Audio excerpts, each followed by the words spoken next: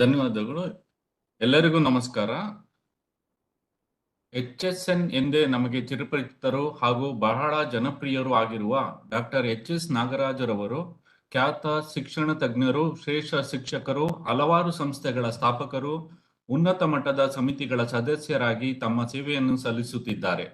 ಶ್ರೀಯುತರು ಸ್ವಸಾಮರ್ಥ್ಯದಿಂದ ಮೇಲೆ ಬಂದು ಆದರ್ಶಪ್ರಾಯರಾಗಿದ್ದು, ಇವರ ಜೀವನವು ಇತರರಿಗೂ ಮಾರ್ಗದರ್ಶಕವಾಗಿದೆ. HSN ರವರು 1964ರಲ್ಲಿ ತಮ್ಮ ವಿಜ್ಞಾನ ಪದವಿಯನ್ನು ಬಸವನಗುಡಿಯ ನ್ಯಾಷನಲ್ ಕಾಲೇಜಿನಲ್ಲಿ ಪೂರ್ಣಗೊಳಿಸಿ 1966ರಲ್ಲಿ ಬೆಂಗಳೂರು ವಿಶ್ವವಿದ್ಯಾನಿಲಯದಿಂದ ಸ್ನಾತಕೋತ್ತರ ಪದವಿಯನ್ನು ಪಡೆದಿದ್ದರು. 1983ರಲ್ಲಿ PhD ಪದವಿಯನ್ನು ಮಾಲಿಕ್ಯುಲರ್ ಫಿಸಿಕ್ಸ್ನಲ್ಲಿ ಗಳಿಸಿದರು. ಶ್ರೀಯುತರು ವಿಜಯ ಕಾಲೇಜಿನಲ್ಲಿ ಉಪನ್ಯಾಸಕರಾಗಿ ತಮ್ಮ ವೃತ್ತಿ ಜೀವನವನ್ನು ಪ್ರಾರಂಭಿಸಿದರು ಹಾಗೂ ಕಾಲೇಜಿನಲ್ಲಿ ವಿದ್ಯುನ್ಮಾನ ವಿಭಾಗವನ್ನು ಸ್ಥಾಪಿಸಿ ಅಭಿವೃದ್ಧಿಪಡಿಸಿದ್ದಾರೆ. ಶ್ರೀಯುತರು ತಮ್ಮ ಅದಮ್ಯ ಚೈತನ್ಯ ಮತ್ತು ಉತ್ಸಾಹದಿಂದ ಹಲವಾರು ಸಾಮಾಜಿಕ ಕಳಕಳಿಯ ಯೋಜನೆಗಳನ್ನು ಅನುಷ್ಠಾನಗೊಳಿಸಿದ್ದಾರೆ ಹಾಗೂ ಹಲವಾರು ಸಂಸ್ಥೆಗಳನ್ನು ಕಟ್ಟಿ ಮುನ್ನಡೆಸುತ್ತಿದ್ದಾರೆ. ಅವುಗಳಲ್ಲಿ ಪ್ರಮುಖವಾದುದೆಂದರೆ ಪ್ರತಿಷ್ಠಿತ ಬೇಸ್ ಸಂಸ್ಥೆ ಮತ್ತು ಪ್ರಯೋಗ ಸಂಸ್ಥೆ. ಬೇಸ್ ಸಂಸ್ಥೆಯು ಸುಮಾರು 400 ಸಿಬ್ಬಂದಿಗಳನ್ನು ಒಳಗೊಂಡ ಬೃಹತ್ ಸಂಸ್ಥೆಯಾಗಿದ್ದು, ನಮ್ಮ ರಾಜ್ಯದ ವಿದ್ಯಾರ್ಥಿಗಳು ದೇಶದ ಇತರ ರಾಜ್ಯಗಳ ವಿದ್ಯಾರ್ಥಿಗಳೊಂದಿಗೆ ಐಐಟಿ, ವೈದ್ಯಕೀಯ ಮತ್ತು ಇಂಜಿನಿಯರಿಂಗ್ ಕಾಲೇಜುಗಳಲ್ಲಿ ಹಾಗೂ ಪ್ರತಿಷ್ಠಿತ ವೈಜ್ಞಾನಿಕ ಸಂಸ್ಥೆಗಳಲ್ಲಿ ಮೂಲ ವಿಜ್ಞಾನ ವ್ಯಾಸಂಗಕ್ಕೆ ಸೇರ್ಪಡೆಗೊಳ್ಳಲು ಸ್ಪರ್ಧಾತ್ಮಕ ಪರೀಕ್ಷೆಗಳನ್ನು ಬರೆದು ಯಶಸ್ವಿಯಾಗಲು ಬಹಳ ಸಹಕಾರಿಯಾಗಿದೆ. ಪ್ರಸ್ತುತ ಶ್ರೀಯುತರು ಪ್ರಯೋಗ ಎಂಬ ಲಾಭರಹಿತ ಸಂಸ್ಥೆಯನ್ನು ಸ್ಥಾಪಿಸಿ ಮುನ್ನಡೆಸುತ್ತಿದ್ದಾರೆ. ಈ ಸಂಸ್ಥೆಯನ್ನು ವಿಜ್ಞಾನ ಕಲಿಕೆ ಮತ್ತು ಶಿಕ್ಷಣ ವ್ಯವಸ್ಥೆಯನ್ನು ಉತ್ತಮಗೊಳಿಸುವ ಉದ್ದೇಶದಿಂದ ಸ್ಥಾಪಿಸಲಾಗಿದೆ.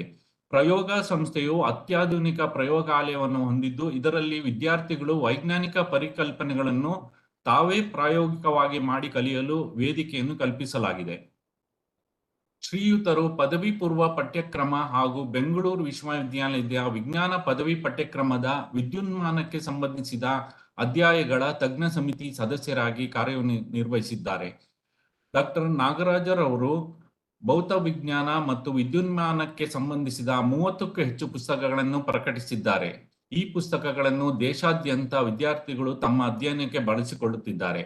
ಅಲ್ಲದೆ ದಿನಪತ್ರಿಕೆಗಳಲ್ಲಿ 100ಕ್ಕೂ ಹೆಚ್ಚು ಅಂಕಣಗಳನ್ನು ಬರೆದಿದ್ದಾರೆ. ಡಾಕ್ಟರ್ ನಾಗರಾಜರವರು ಹಲವಾರು ಶಾಲೆಗಳ ಹಾಗೂ ಪದವಿ ಪೂರ್ವ ಮತ್ತು ಇಂಜಿನಿಯರಿಂಗ್ ಕಾಲೇಜುಗಳ ಸಲಹಾ ಸಮಿತಿಗಳು ಹಾಗೂ ಆಡಳಿತ ಮಂಡಳಿಯ ಸದಸ್ಯರಾಗಿಯೂ ಸಹ ಕಾರ್ಯನಿರ್ವಹಿಸುತ್ತಿದ್ದಾರೆ. ಶ್ರೀಯುತರು ಕರ್ನಾಟಕ ವಿಜ್ಞಾನ ಮತ್ತು ತಂತ್ರಜ್ಞಾನ ಅಕಾಡೆಮಿಯ ಸದಸ್ಯರಾಗಿಯೂ ಸಹ ವಿಜ್ಞಾನ ಪ್ರಸರಣ ಮತ್ತು ಶಿಕ್ಷಣಕ್ಕೆ ಮಹತ್ವಪೂರ್ಣ ಕೊಡುಗೆಯನ್ನು ನೀಡಿದ್ದಾರೆ. ಅವರ ಸಾಮಾಜಿಕ ಕಳಕಳಿಯೂ ಸಹ ಅನುಕರಣೀಯವಾಗಿದೆ. ಶ್ರೀಯುತರು ಬೆಂಗಳೂರಿನ ಶ್ರೀ ಶಂಕರ ಕ್ಯಾನ್ಸರ್ ಪ್ರತಿಷ್ಠಾನದ ಸಂಸ್ಥಾಪಕ ಟ್ರಸ್ಟಿಯಾಗಿ ಮಹತ್ವಪೂರ್ಣ ಪಾತ್ರವನ್ನು ವಹಿಸಿದ್ದಾರೆ. ಸದರಿ ಆಸ್ಪತ್ರೆಯು 320 ಹಾಸಿಗೆಗಳನ್ನು ಹೊಂದಿದ್ದು, ಕ್ಯಾನ್ಸರ್ ರೋಗಕ್ಕೆ ಉತ್ತಮ ಚಿಕಿತ್ಸೆಯನ್ನು ನೀಡುತ್ತಿದೆ.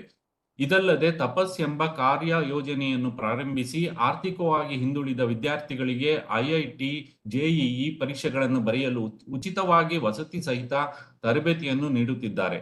ಶ್ರೀಯುತರು ವಿದ್ಯಾರ್ಥಿಗಳನ್ನು ಉತ್ತೇಜಿಸುವ ಸ್ಫೂರ್ತಿದಾಯಕ ಲೇಖನಗಳನ್ನು ನಾಡಿನ ಜನಪ್ರಿಯ ದಿನಪತ್ರಿಕೆಗಳಲ್ಲಿ ವಿಜಯವಾಣಿಗೆ ಬರೆದಿದ್ದು, ಸುಮಾರು 100ಕ್ಕೂ ಹೆಚ್ಚು ಲೇಖನಗಳು ನಿರಂತರವಾಗಿ ಪ್ರಕಟಗೊಂಡಿವೆ. ಶ್ರೀಯುತರು ತಮ್ಮ 5 ದಶಕಗಳಿಗೂ ಹೆಚ್ಚಿನ ಅಧ್ಯಾಪಕ ವೃತ್ತಿಯಲ್ಲಿ ಸಾವಿರಾರು ವಿದ್ಯಾರ್ಥಿಗಳಿಗೆ ವಿದ್ಯಾರ್ಜನೆಯನ್ನು ಮಾಡಿ ಅವರುಗಳು ತಮ್ಮ ಜೀವನದಲ್ಲಿ ಯಶಸ್ವಿಯಾಗಲು ಕಾರಣಕರ್ತರಾಗಿದ್ದಾರೆ. ಇಂದು 2023-24ನೇ ಸಾಲಿನ higher education and carrier options for PU students ಎಂಬ ವೆಬಿನಾರ್ ಸರಣಿಯನ್ನು ಪ್ರಾರಂಭಿಸುತ್ತಿದ್ದು, ಈ ವೆಬಿನಾರ್ ಸರಣಿಯ ಉದ್ಘಾಟನಾ ನುಡಿಗಳನ್ನು ನಡೆಸಿಕೊಡಬೇಕೆಂದು ಕೋರುತ್ತಾ ಅವರಿಗೆ ಅಕಾಡೆಮಿಯ ಪರವಾಗಿ, ತಮ್ಮೆಲ್ಲರ ಪರವಾಗಿ ಹಾಗೂ ವೈಯಕ್ತಿಕವಾಗಿ ಸ್ವಾಗತವನ್ನು ಬಯಸುತ್ತೇನೆ. ಹಾಗೆಯೇ ಈ ವೆಬಿನಾರ್ನಲ್ಲಿ ಭಾಗವಹಿಸಿರುವ ಎಲ್ಲ ವಿದ್ಯಾರ್ಥಿಗಳು ಹಾಗೂ ಬೋಧಕ ವೃಂದದವರಿಗೆ ಅಕಾಡೆಮಿಯ ಪರವಾಗಿ ಹಾಗೂ ವೈಯಕ್ತಿಕವಾಗಿ ಸ್ವಾಗತವನ್ನು ಬಯಸುತ್ತೇನೆ. ಧನ್ಯವಾದಗಳು. ನಮಸ್ಕಾರ ಎಲ್ಲ ವಿದ್ಯಾರ್ಥಿ ಮಿತ್ರರೇ ಮತ್ತು ಕರ್ನಾಟಕ ವಿಜ್ಞಾನ ಮತ್ತು ತಂತ್ರಜ್ಞಾನ ಅಕಾಡೆಮಿಯ ಎಲ್ಲ ಕಾರ್ಯನಿರ್ವಾಹಕ ಮಂಡಳಿಯವರೇ, ಶ್ರೀಯುತ ಅಯ್ಯಪ್ಪನವರೇ, ಎಲ್ಲ ಮಿತ್ರರೇ, ಈ ದಿನ ಈ ಕಾರ್ಯಕ್ರಮವನ್ನ ಉದ್ಘಾಟನೆ ಮಾಡೋದಕ್ಕೆ ನನ್ನನ್ನು ಕರೆದಾಗ ನಂಗೆ ತುಂಬಾ ಸಂತೋಷ ಆಯ್ತು. ಯಾಕೆಂದ್ರೆ KSCA ನಲ್ಲಿ ನಾನು ಒಂದು ಸುಮಾರು 7 ವರ್ಷ ಇವರೊಟ್ಟಿಗೆ ಒಡನಾಟ ಇತ್ತು. ಹಾಗಾಗಿ ಇದು ನಮ್ಮ ಮನೆ ಕೆಲಸ. ಎರಡನೇದು, ಸುಮಾರು 56 ವರ್ಷ ವಿದ್ಯಾರ್ಥಿಗಳೊಟ್ಟಿಗೆನೆ ಕಾಲ ಕಳೆದಿದ್ದರಿಂದ ಇದೊಂದು ನನಗೆ ಒಳ್ಳೆ ಅವಕಾಶ ಕೊಟ್ಟಿದ್ದೀರಾ. ನಿಮ್ಗೆಲ್ರಿಗೂ ಕೃತಜ್ಞತೆಗಳನ್ನ ಹೇಳ್ತಾ ನಾನು ವಿದ್ಯಾರ್ಥಿಗಳನ್ನ ಉದ್ದೇಶಿಸಿ ಹಲವು ವಿಷಯಗಳನ್ನ ಹಂಚಿಕೊಡೋದಕ್ಕೆ ಇಲ್ಲಿ ಪ್ರಯತ್ನ ಪಡ್ತೇನೆ. ಇದು ಸ್ವಲ್ಪ ಕನ್ನಡ ಇಂಗ್ಲಿಷ್ ಎರಡನ್ನೂ ಸೇರಿಸಿ ಎಲ್ರಿಗೂ ಅನುಕೂಲ ಆಗೋ ತರ ಮಾತಾಡೋಣ ಅಂತ ಅನ್ಕೋತಾ ಇದ್ದೀನಿ. ಯಾಕಂದ್ರೆ ಕನ್ನಡ ಬಾರದವ್ರು ಯಾರು ಇದ್ರೆ ಅವರಿಗೆ ತೊಂದರೆ ಆಗ್ಬಾರ್ದು. ನೀವೆಲ್ಲ ಹೈಯರ್ ಎಜುಕೇಶನ್ ಹೋಗ್ತಾ ಇರೋದ್ರಿಂದ ಪ್ರಿಡಾಮಿನೆಂಟ್ಲಿ ಇಂಗ್ಲಿಷ್ ಅಲ್ಲಿ ಮಾತಾಡ್ತೇನೆ. ಮತ್ತೆ ಅಗತ್ಯ ಇದ್ದಷ್ಟು ಕಡೆ ಮಾತ್ರ ಕನ್ನಡವನ್ನು ಉಪಯೋಗಿಸ್ತೇನೆ. ಎಲ್ರಿಗೂ ಮತ್ತೊಮ್ಮೆ ಈ ವೇದಿಕೆಗೆ ಸ್ವಾಗತ. My dear students, at the outset, congratulations to all of you. You have all completed a very crucial stage in your educational career. Because generally in this country, the higher education journey begins at the end of the +2 or the second PUC or the CBSE 12th and so on. This is a very critical phase for the simple reason that you will have to choose the career of your choice. Couple of things I would like to share at this point is that because it is a very critical phase, lot of important decisions have to be made before you accept your admissions in the particular fields which you want to pursue. Let us look at why there is some criticality here. Very often, a student is extremely confused at the stage of +2 to get into higher education for the following reasons. We have some perceptions. Somebody is very successful in a certain position. Most of us are likely to make a decision. Somebody is a software engineer, my neighbor, my friend, he is doing very well, so I want to become a software engineer.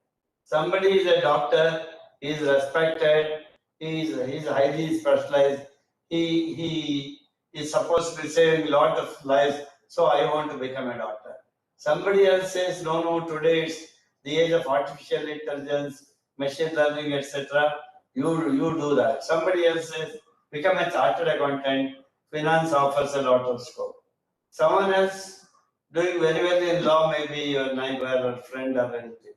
So you do not really sometimes know what to do because you are often driven by thoughts of what somebody else is trying to pursue or pursuing.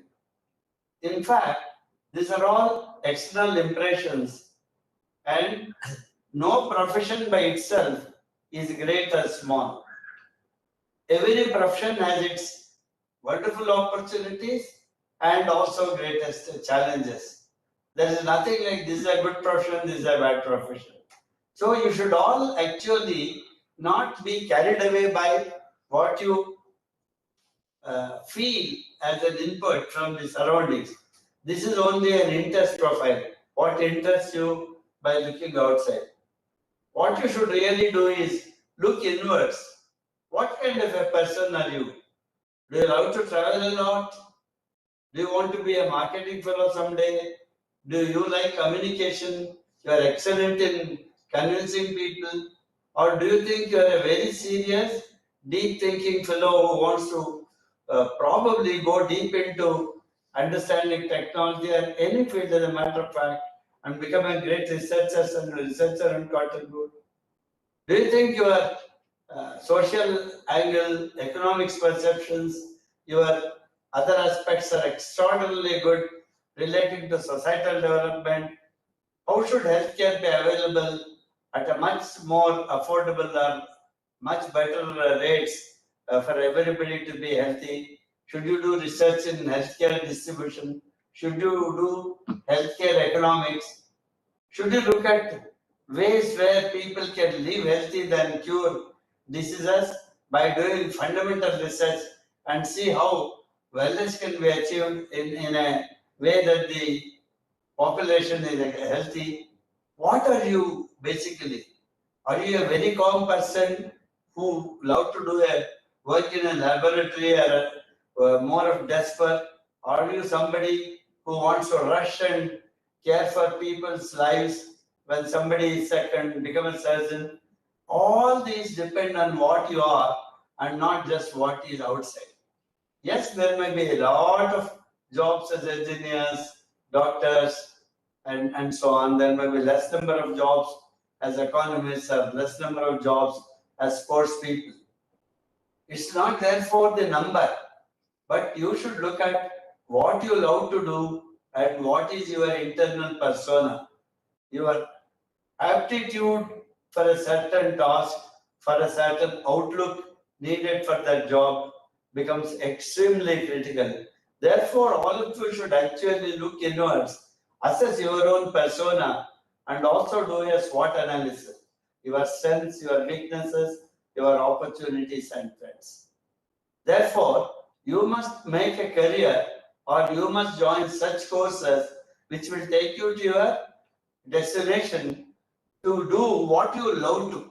So the summary or the essence is do what you love and also love what you do.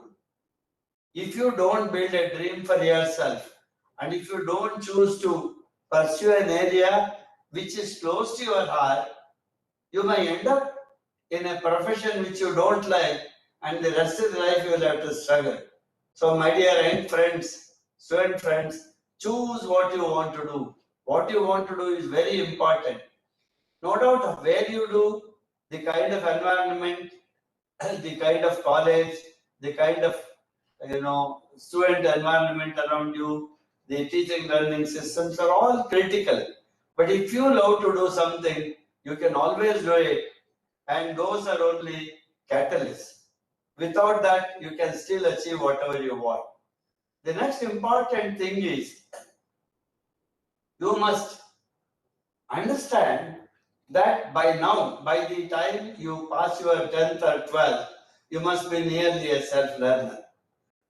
You should become less and less dependent on the teaching platform. You should not depend on teachers too much. This doesn't take away the importance of teachers. Teachers are supposed to help you where you need support. Whatever you can learn on your own is your right and also your responsibility. Because students who depend always on teachers complain. If they can't do well, they will say, sir, my physics teacher was not good, chemistry was difficult, sir, mathematics was something very tough. So we blame a system or we blame people. But blaming, however right the reasons may be, does not take you anywhere. Therefore, from now on, you must be able to understand that you know what to learn and how to learn and pursue your efforts to be an entirely self-learner. The teacher's role or the other facilitator's role will be more to help you out where you are stuck or where you need some additional inputs. Learning is your responsibility. Therefore, choose what you want to learn and take the ownership of learning. There could be 1,000 reasons for all of us to say why we did not succeed. But we should find one reason as to why and how we should succeed. This happen only if you define your own life's goal. That's your dream. If you don't have a dream of your own, you will have to work for someone's dream all through your life. That will be miserable. Therefore, my dear young friends, try to take up what you love to do and also take up the ownership of the learning. It's something like if you are driving a vehicle yourself, you will be able to reach your destination. If you sit in a vehicle driven by somebody else, you may or you may not go to your destination. You may land up elsewhere. Therefore, it's extremely important that you are doing this learning not for somebody's sake and by only taking up responsibility to make it happen.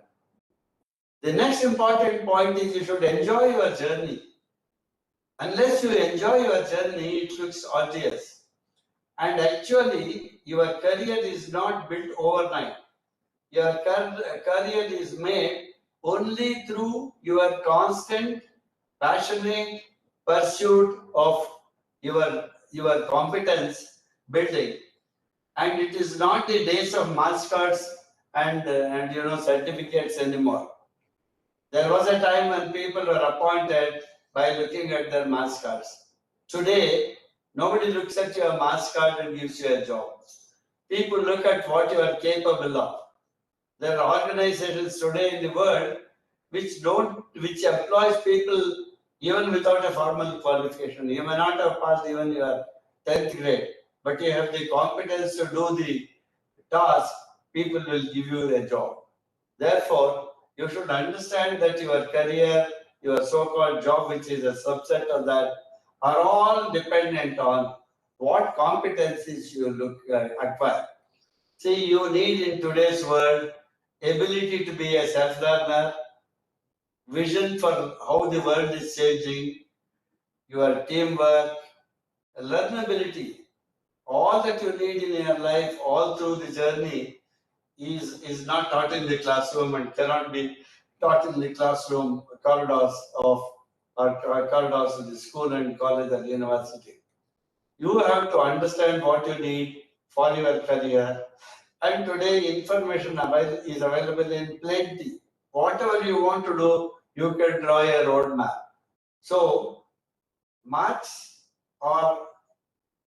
should be a consequence, but marks should not be your goal. Your competency of learnability, learning new things, ultimately developing application capabilities for the knowledge. Domain knowledge alone doesn't take you anywhere. How to use that knowledge for developing applications? Can you test it for new situations? Can you look at innovating whatever work you are doing or whatever product services you produce? Then develop and generate new products and services. That is concept to product or concept to some objects which can bring in utility is what you all have to acquire. And imagine it's a very fast changing world, my dear young friends. Whatever changes or whatever learnings have happened, developments have happened in the space of science and technology in the last 100 years is very much likely to happen in the next 10 years. So the midpoint of 100 is not 50. The midpoint of one century may be 90 or 91 or 95 in that sense. The pace at which changes are happening is unimaginable. Today, people are talking of what you call as a chat GPT. You want a essay on whatever topic of your curriculum, in 1 minute it gives you ready. If you even if you give the keywords, you have got your essay, you have got your notes, or you have got a letter. Then what happens? Many jobs may be lost. People who do routine jobs may lose their jobs. But who made the chat GPT? It is human intelligence that has created. So routine jobs may go, but you should be able to give jobs to chat GPT, or you should be able to design things which chat GPT cannot answer. Therefore, my dear young friends, life is a continuous journey of learning, continuous journey of challenges. Whenever you see any challenge, you can see it as a threat or you can see it as an opportunity. If you look at a challenge as a threat, you get frightened, you run away in the wrong direction. If you look at a challenge as an opportunity to win, then you keep moving up. So, anything in life is not in reaching the destination, but in the actual journey. Imagine, for example, you want to go for a holiday, your parents say, you have finished your second PUC, you will go for a holiday to Bandipur, Nagaraja, Ooty, someplace. Immediately you ask, Dad, how should we go? Can I bring my friend? Shall we travel by a private car so that we can stop here, there? I want to see that, I want to see that. Can I go for trekking? Can I go for a safari? So what happens when I'm trekking? If I slip, I need a band-aid, I need some dressing material, I need some say, eatables to carry, I have to buy some bakery stuff, I'll carry a torch because in the nights, if there are wild beasts around, what should we do? Like that, for a 2-day trip, you make a whole week of preparation, plan so much. Imagine you are all going to live probably more than 100 years because average life expectancy as it is 75 years around, 72, 76, these are the figures. In your generation, you will all live more than 100 years. You are all now about 18 years. Imagine from 18 to 100 years of active life or more than 100 years of active life. How much planning should you do? It's not that somebody said join engineering, join law, join this, you join that. You should see what you should do and acquire all those skills.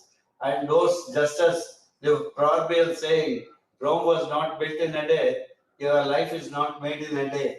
You must start acquiring all the skills needed for your long journey. And the journey should be happy. The journey should be productive. The journey should mean social good and happiness for not only the individual but for the whole society. Therefore, make a very good analysis of what you are, how to navigate, and therefore the happiness is actually not in getting a job, getting a degree, but the happiness is in achieving that, and each day you become better than what you were the previous day. The second the next important thing is we are talking of robots, we are talking of drones, we are talking of say AI, ML. Routine code writing jobs are nearly lost today. Many more jobs may be lost in the days to come. Does it mean it's the end of the world? No. If you think your marks cards will fetch you marks, then you will have a very miserable day. What you should therefore do is you look at the future and start acquiring whatever skills are needed. For example, very good problem solving skills may be necessary because ultimately everything in life is a problem solving situation. Be it a health issue, be it a physics issue problem, be it a medical problem, be it a problem of economics, or be it a domestic problem of your family, you will have to make decisions. You should make informed decisions. You should make the right decisions. You should make the best decisions. There could be 10 different solutions to a problem, but which should you do as the solution? You must look for the best solution. Therefore, your career options are not going to be decided by how intelligent you are. Your career options depend on your persona and also the future skills of the 21st century skills or 22nd century skills because your journey is quite long. Therefore, how you should actually generate is learnability. Anything new I can learn. Tomorrow's challenges could be many. For example, the overpopulation of this planet. Where is the food? What happens if global temperature rises? What happens? Will Elon Musk take us to Mars and make colonies? Or will he build a colony or township in the space? What kind of opportunities? What kind of skills? What kind of jobs do you do? So that way it's an extraordinarily exciting journey. In fact, at no point of time in the history, the challenges and opportunities are so many. Any opportunity, anything big that can happen with also associated risks and challenges. Therefore, you must constantly improve upon this and not stick to whatever courses are taught in the schools and colleges. Before the arrival of the internet, the information was very limited. Sources of information were hardly books which were scarce. Other resources were also very limited. Today, classrooms are no more centers for information transmission or information exchange.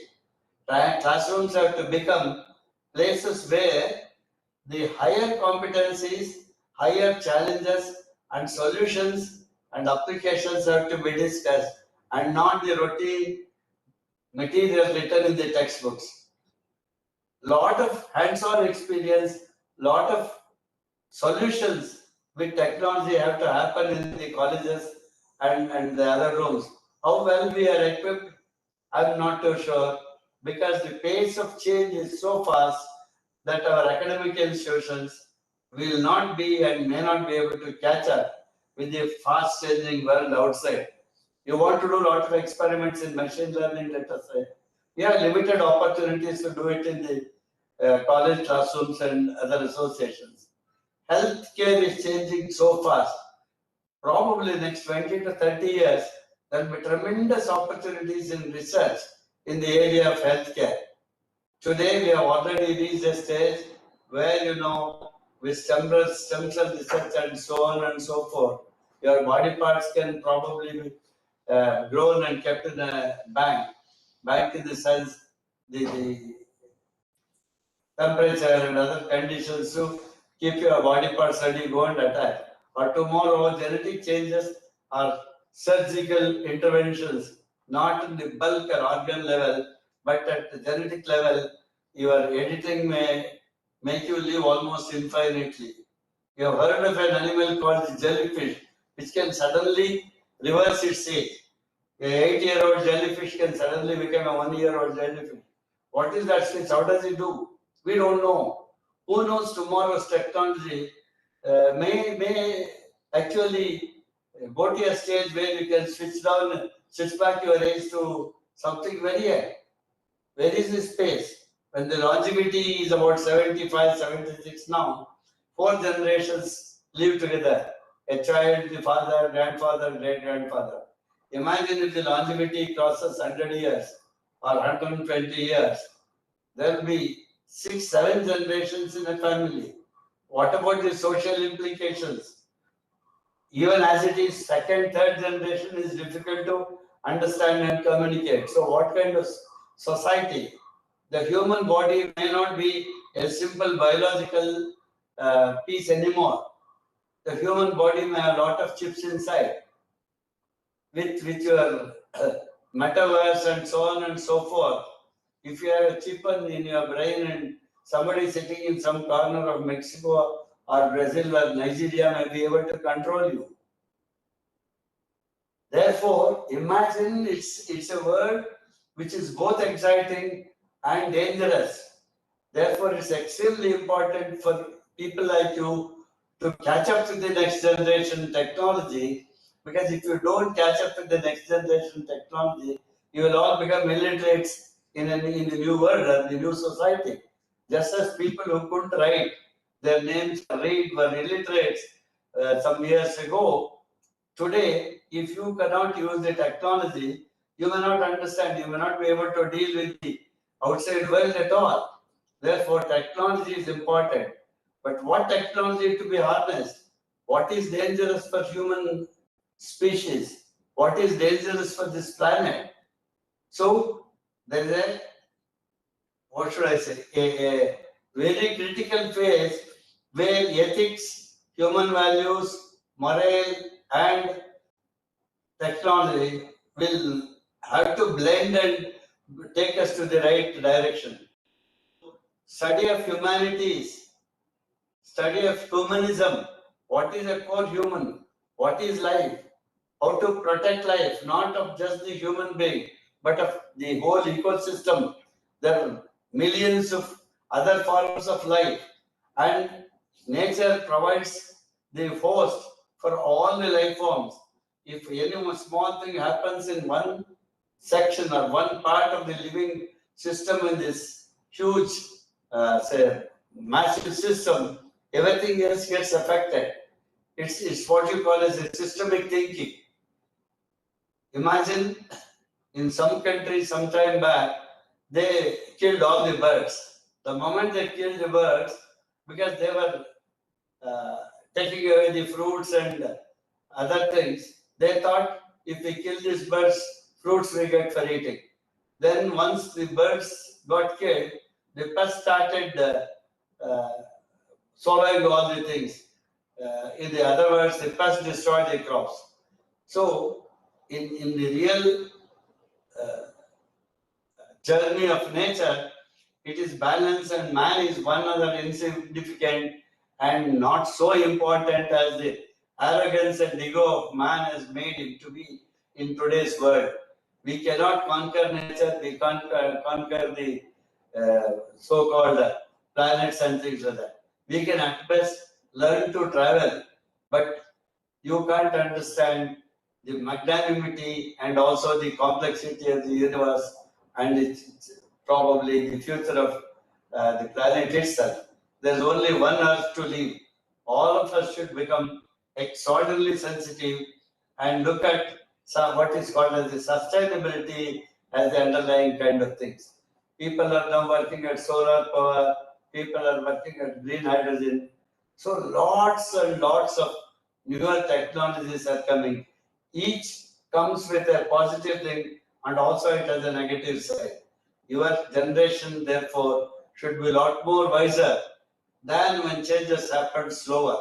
When changes happen slower, you can probably slow it down, contain. But when changes are happening very fast, stopping is not possible, slowing down is not possible, reversing some of those things are certainly not possible. My dear young friends, this is the complex society you are entering. You are going to have extraordinarily unexpected kind of say challenges and problems to solve, and your education should lead you to that. No profession is great, no profession is small. There will be separate talks on career opportunities as engineers, as doctors, as lawyers. That will be arranged in the days to come by KSCA. But I'm lucky that I'm talking to you without those borders restricting me. You should now, as I told you, become self-learners. You should become more analytical. You should be able to develop lots of capabilities in the digital era. India is a vast country. India is also seeing the growth story. This is the only country today with a GDP of 7 plus. Every other country in the world, including United States and Germany, which was really doing fairly well in Europe, have all been undergoing a lot of recession. Therefore, this is not the year of India. This few decades will be the decades that will catapult India to a higher orbit of extraordinary achievement. And who are those people who play that role? It's your generation.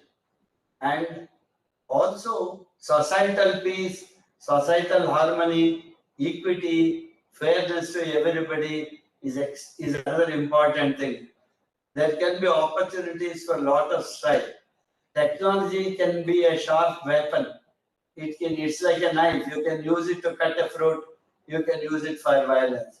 We should all understand that anytime we are developing a technology, we should look at the pros and cons and how to actually contain it for the developmental purpose, how to use technology for the right reason is extremely important.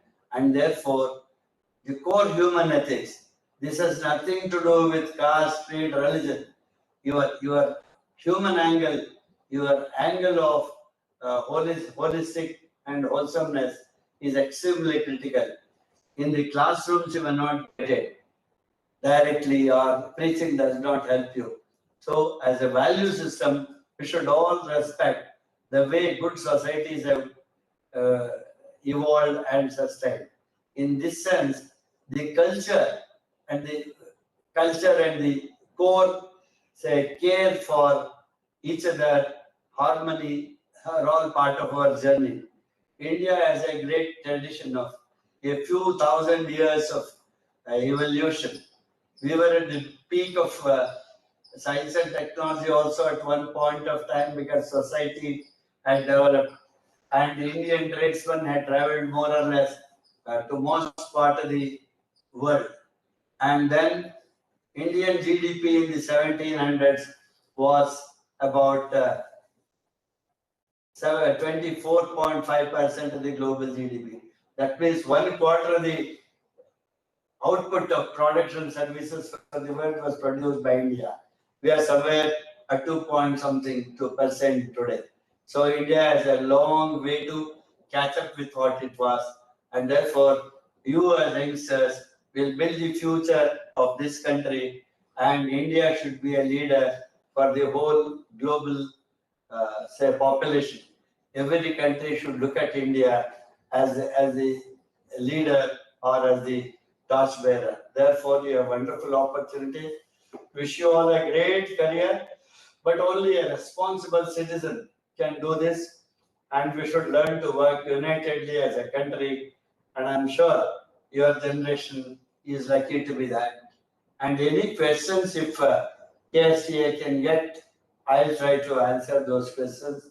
All the best for all of you. Have a great career. Have a great future. Be a great human being, a technocrat, a philosopher, a great social scientist. Everything that you want to be folded into one is what you should all try to achieve. All the best for all of you. And I leave some 10 minutes for you to ask any questions if you have. Thank you very much. Thank you, Mr. Anand and team at KSCL. Thank you very much, sir. You did great motivational speech for all the students and the teachers as well. Now I request all the audience, if there are any questions, they can post their question or raise their virtual hand so that we can unmute you to speak directly with sir to clear your queries. Meanwhile, if there are any words from our colleagues, they can say a few words. Sir.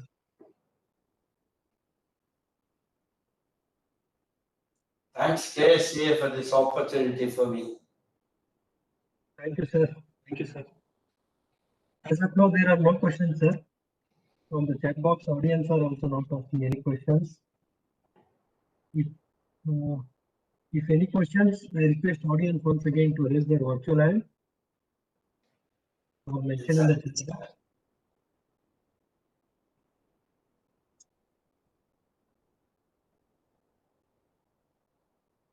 Thank you very much, sir. Any questions?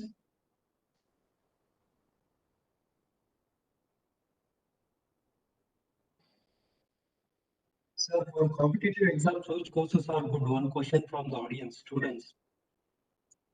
Not able to hear you. A bit louder. For competitive exams, which courses are good? For competitive examinations?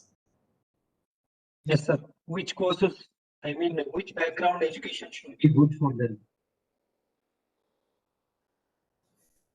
Any specific area for in general for competitive exams? What is to be done with it? I'm not because these people have all finished their +2. I didn't touch that point. Okay, sir. Okay, sir. Akshay. But in general, we can still talk about the institutions which offer various courses for science and for the best courses in science. ISERs are always the best in the country, including IISc, which offers graduate programs, and ISERs offer integrated postgraduate programs. Good engineering degrees are certainly useful because of the large chunk of employment that it still generates. And for IITs and any number of good engineering colleges are there. One thing I can certainly I should tell you at this point is it's not a degree that matters. It is how much of project work that they do, how much more do they learn beyond the curriculum.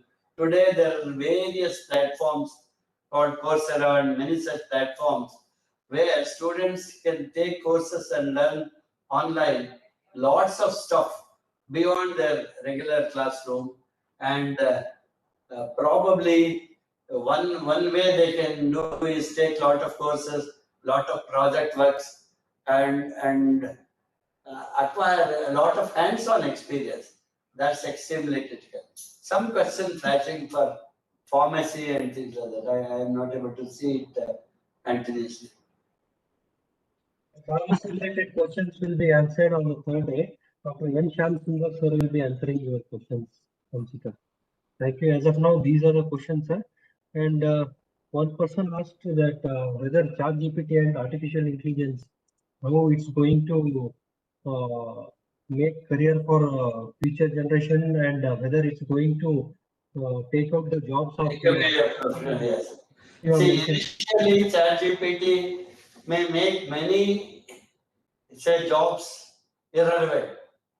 People who prepare petitions, people who do basic data analysis, people who write sort of SOPs, all such things become irrelevant with ChatGPT.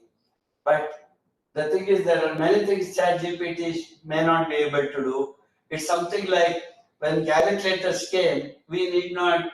We came to a stage where we thought we don't have to remember tables. If you remember tables, it's a waste of time, waste of your resources. Anyway, calculators are there.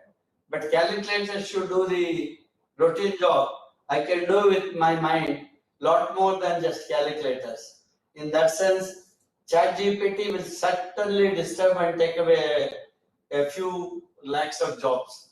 But certainly, people will have to start working beyond ChatGPT and take the data. What do you do next with that? Make a sort of analysis on what ChatGPT tells and what are solutions for problems that can be collected from ChatGPT. So any challenge, in a nutshell, I said, any challenge can be looked at as an opportunity and as a threat. Therefore, ChatGPT will certainly be a platform for new pathways for creating jobs. But if you start using it like one routine machine to help you, you will lose your job. That is a one-line reply from me. It will create opportunities. Thank you very much, sir. Since there are no questions now, we would like to wind up the session by a formal vote of thanks. Thank you very much, sir, once again. First and foremost, I would like to thank our today's speaker, Dr. Nagaraja HS, sir, for accepting our invitation and delivering today's session, mentioning that students should build their personality and know their strength, weakness, opportunities, and threats, and excel by choosing what they love to do and work towards their aim and goals with passion. On behalf of KSTA and all the teaching faculty and students who joined with us in WebEx and YouTube platform, thank you very much, sir. Wholeheartedly, thank you once again. Thank you. Namaste. Namaste, sir. Also, I would like to thank our CEO, Dr. M. Ramesh, sir, for encouragement and support, and our senior scientific officer, Dr. Anand, sir, and all other KSTA staff, technical team, non-technical team, VK Srinivasu, and administrative team, other colleagues for their support. Finally, I would like to thank all the teachers, students who have joined with us today. Apart from them, institutional members and fellows who have joined from various colleges and universities.